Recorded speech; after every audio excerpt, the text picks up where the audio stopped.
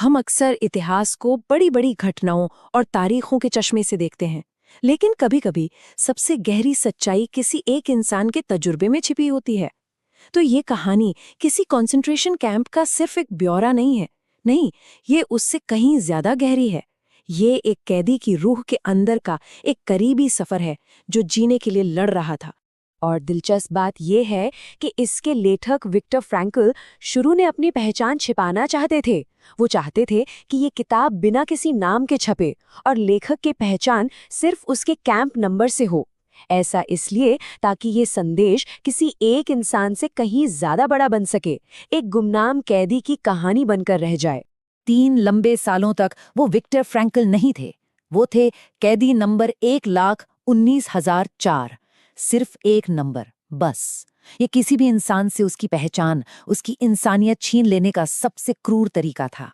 तो सवाल ये उठता है, और यही इस पूरी कहानी का सार है, कि जब किसी से सब कुछ छीन लिया जाए, उसका नाम, उसका परिवार, उसकी आज़ादी, हर एक चीज़, तो फिर वो जीने की वजह कहाँ से ढूंढता है। फ्रैंकल ने कैदियों के मन को 3 स्टेज में बांटा था, और सबसे पहला था कैंप में दाखिल होते ही लगने वाला जबरदस्त और गहरा सदमा। जरा सोचकर देखिए, कई दिनों की एक घुटन भरी ट्रेन यात्रा, एक डिब्बे में 80 लोग, किसी को कुछ नहीं पता कि कहाँ जा रहे हैं, और फिर ट्रेन रुकती है और एक नाम कानों में पड़ता है, ऑशविट्स। वो नाम जो उस वक्त गैस चेम्बर और मौत का दूसरा नाम बन चुका था। और वहाँ जो प्रक्रिया थी वो डरावनी इसलिए थी क्योंकि वो बहुत ही सीधी सादी थी। बस एक अफसर और उसका एक इशारा, बाएं या दाएं, और इसी एक इशारे पर जिंदगी और मौत का फैसला हो जाता था। फ्रैंकल की ट्रेन में जो लोग आए थे, उनमें से 90% लोगों को, सोचिए 90% को बाईं तरफ भेज दिया गया, यानी कैंप पहुंचने के कुछ ही घंटों के अंदर मौत। और ये सब कुछ अचानक नहीं था। नहीं, ये एक पूरा सिस्टम था, एक सोचा समझा तरीका, किसी भी इंसान की पहचान को, उसकी हस्ती को पूरी तरह से मिटा देने का, ताकि वो सिर्फ एक नंबर बनकर रह जाए। फ्रैंकल लिखते हैं, हमारे पास सचमुच हमारे नग्न अस्तित्व के अलावा कुछ नहीं बचा था। इस बात की गहराई को महसूस कीजिए। सब कुछ, यादें, अपने लोग, यहाँ तक कि जिस्म पर कपड़े भी, हर एक चीज ले ली गई थी। तो उस पहले शौक के बाद एक और ज्यादा खतरनाक चीज ने अपनी जगह बनाई। ये था दूसरा फेज, एक ऐसी रूटीन जो धीरे धीरे इंसान के अंदर की हर भावना को मार देती थी, उसे सुन्न कर देती थी। हर दिन एक जैसा, पानी जैसा सूप, कभी भी किसी भी बात पर पड़ने वाली मार, और ऐसा काम जो शरीर को तोड़ दे। जिंदगी बस एक जिंदा बुरे सपने की तरह थी जिससे भागने का कोई रास्ता नहीं था। अब ऐसे में दिमाग क्या करता है, वो खुद को बचाने के लिए बंद हो जाता है, इमोशंस को महसूस करना बंद कर देता है। ये जो इमोशनल सुन्नपन था, ये एक तरह का डिफेंस मैकेनिज्म था। कुछ भी महसूस ना करना ही उस माहौल में जिंदा रहने का तरीका बन गया था। कैंप में ऐसे लोगों के लिए एक शब्द था जिन्होंने जीने की उम्मीद ही छोड़ दी थी, मुस्लिम्स। ये उन कैदियों के लिए कहा जाता था जो शारीरिक और दिमागी तौर पर पूरी तरह हार मान चुके थे, और सब जानते थे कि अगला नंबर उन्हीं का है। लेकिन इसी घोर निराशा के बीच एक बहुत जरूरी खोज हुई। ये पता चला कि जब बाहर की दुनिया पूरी तरह तबाह हो चुकी हो, तब भी इंसान का मन, उसका दिमाग एक पनागाह बन सकता है। एक दिन बर्फीले मौसम में एक बहुत ही थका देने वाले मार्च के दौरान बगल में चल रहे कैदी ने धीरे से कहा, काश हमारी पत्नियां हमें इस हाल में देख पातीं। बस ये एक छोटी सी बात फ्रैंकल के अंदर कुछ बहुत गहरा जगा गई।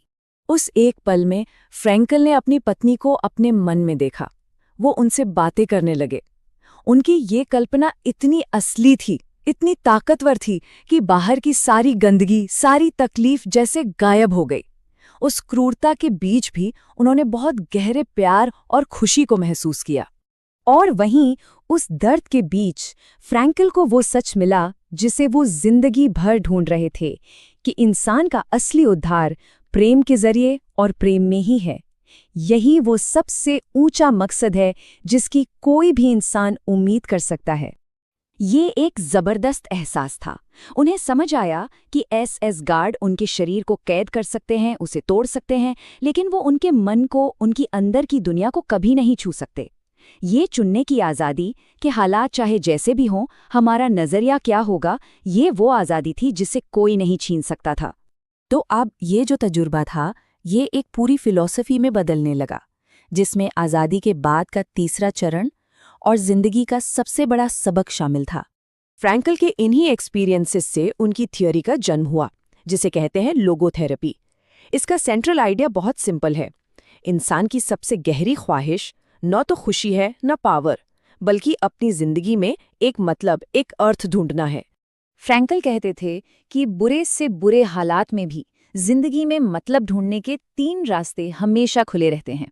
पहला, कुछ नया बनाकर या कोई काम करके। दूसरा, किसी चीज को अनुभव करके या किसी इंसान से प्यार करके। और तीसरा, उस तकलीफ के प्रति अपना नजरिया चुनकर जिससे हम बदल नहीं सकते। नीत्से की एक बहुत मशहूर कहावत है जिसे फ्रैंकल अक्सर दोहराते थे। जिस इंसान के पास जीने के लिए कोई क्यों होता है, वो लगभग हर कैसे को सह सकता है। यानी अगर जीने का मकसद साफ हो तो मुश्किलें सहना आसान हो जाता है। और फिर वो दिन आया, गार्ड भाग गए, आज़ादी मिल गई। लेकिन ये कोई फिल्मों जैसा खुशी का पल नहीं था, बल्कि आज़ादी के साथ जीना सीखना भी एक मुश्किल प्रोसेस था। कैदी नंबर 119-104 की यात्रा खत्म हो चुकी थी, पर उसकी सीख की शुरुआत अब हुई थी। और यहीं आकर फ्रैंकल की ये कहानी हम सबको एक बहुत ही निजी सवाल के सामने खड़ा कर देती है। दुख में और सुख में भी वो क्या चीज़ है जो किसी के भी जीवन को अर्थ देती है?